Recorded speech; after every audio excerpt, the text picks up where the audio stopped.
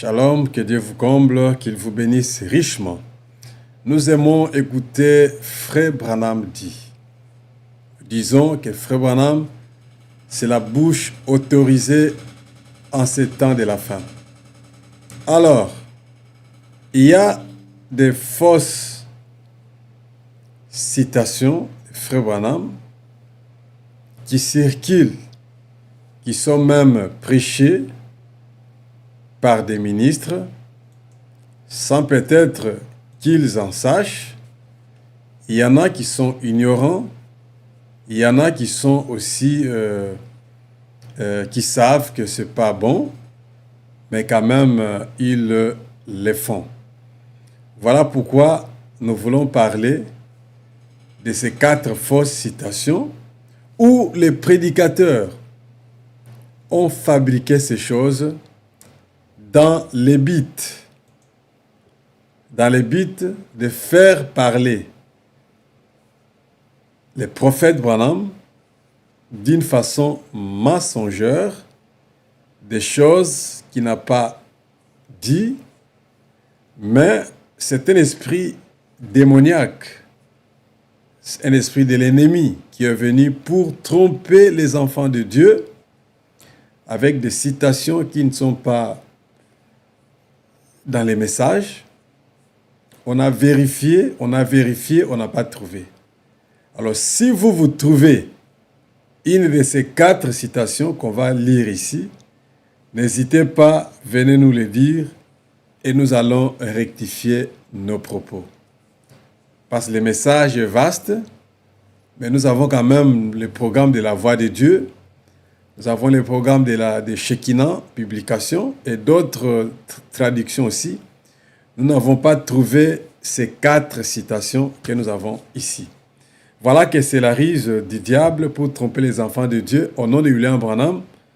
Et beaucoup de prédicateurs du message, en faisant cela, ça prouve qu'ils ne sont pas nés de nouveau.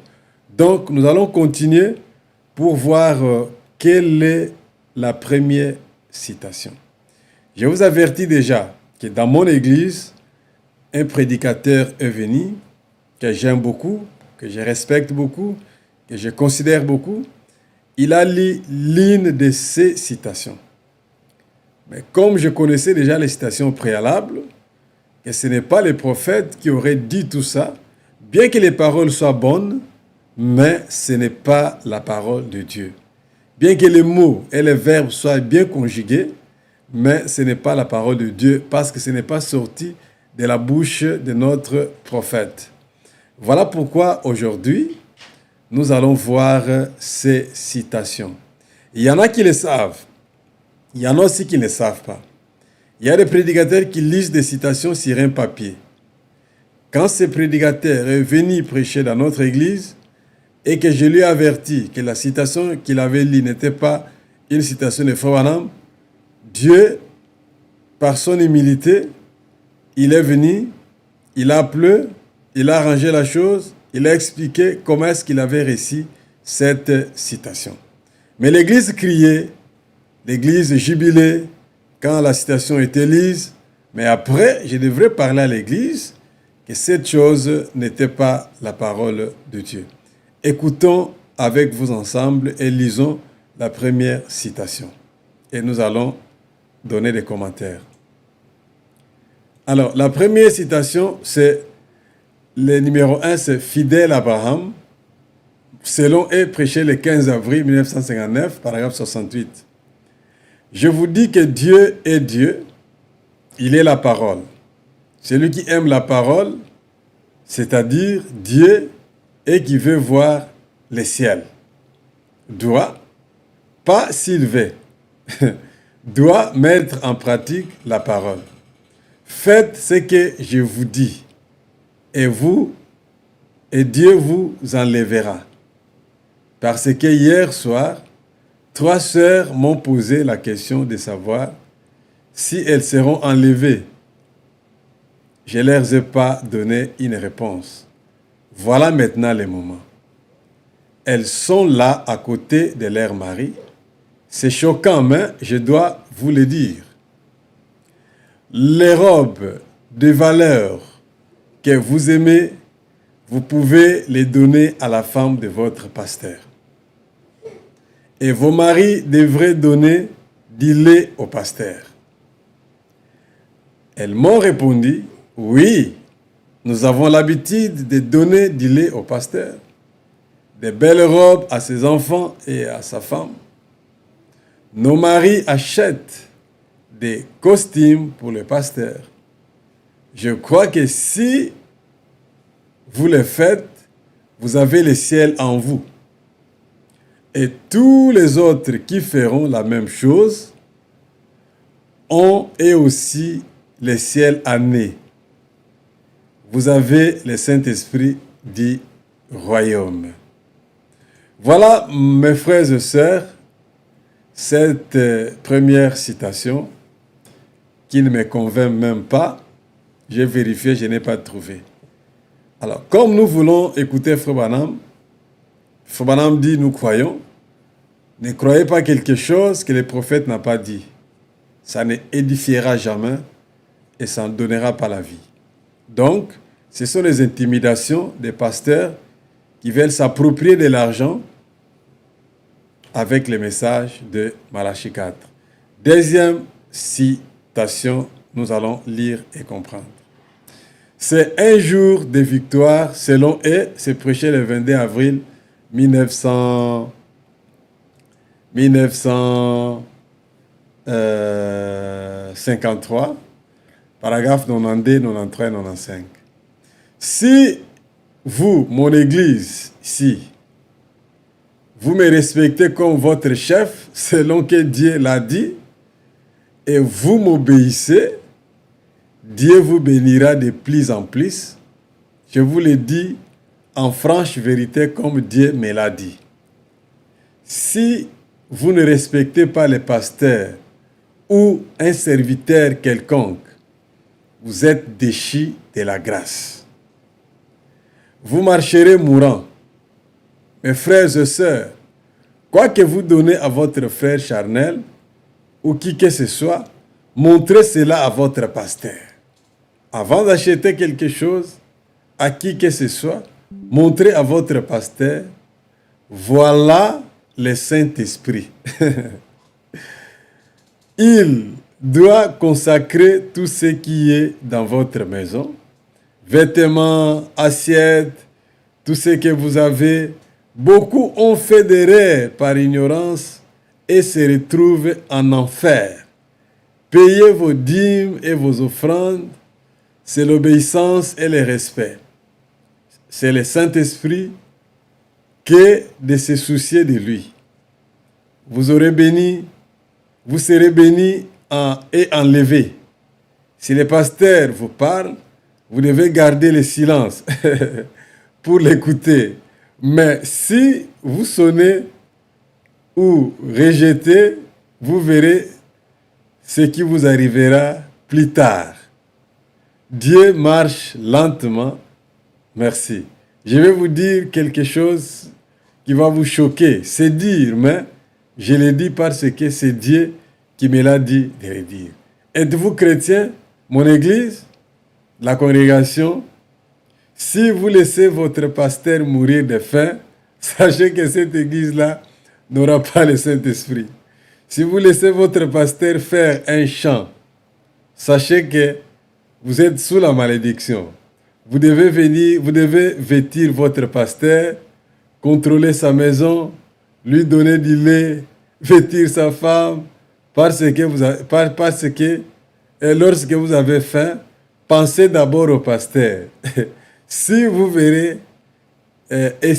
vous verrez la main de Dieu, essayez, vous verrez combien Dieu va vous bénir dans votre bien matériel.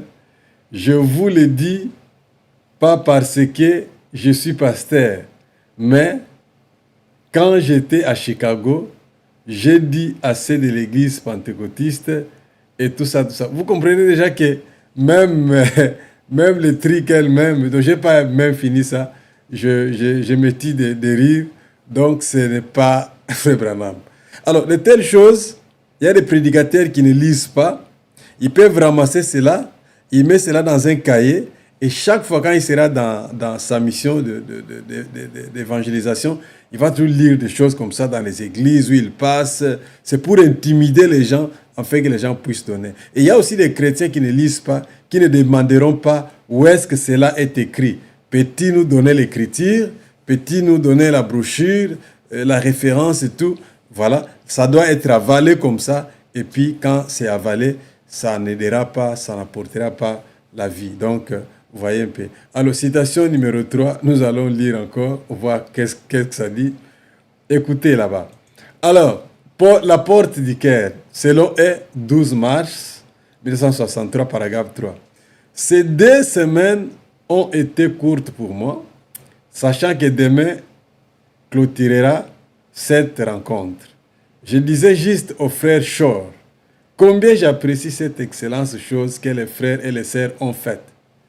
Ils ont reçu le Saint-Esprit et ont commencé à donner des cadeaux. Ils ont l'amour les uns envers les autres.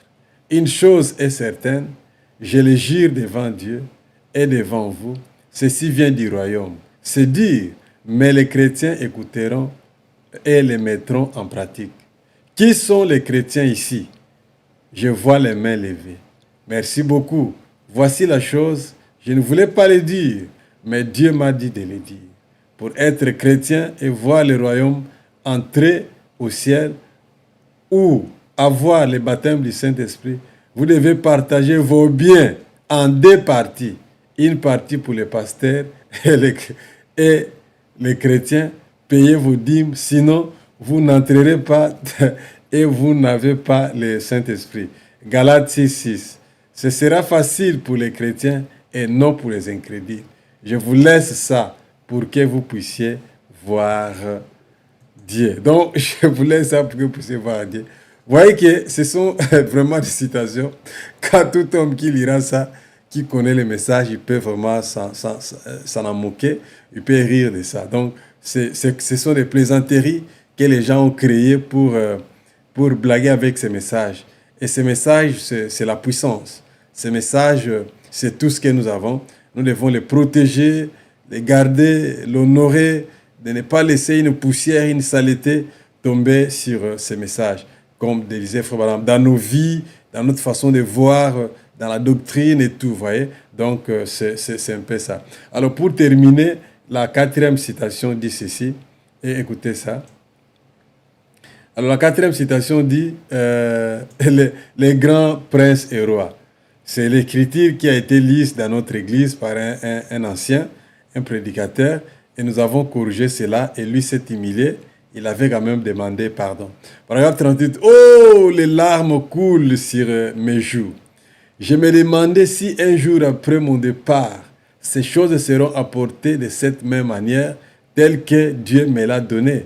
Je ne vais pas les laisser entrer entre les mains des lâches qui ne diront pas ce que je dis. Oh Dieu, envoie-nous des ministres qui resteront toujours fidèles à ce message de ce matin que tu m'as donné. Une fois que ça sera prêché, tel que je l'ai prêché avec crainte, craignant que je ne dise pas ce que je ne devrais pas dire, de peur que je désoriente le salut de l'humanité, car le salut de l'humanité est lié à ceci. Écoutez-moi, chers ministres, ces peuples que vous conduisez ne vous appartiennent pas. Leur salut est lié au ministère de Malachie 4.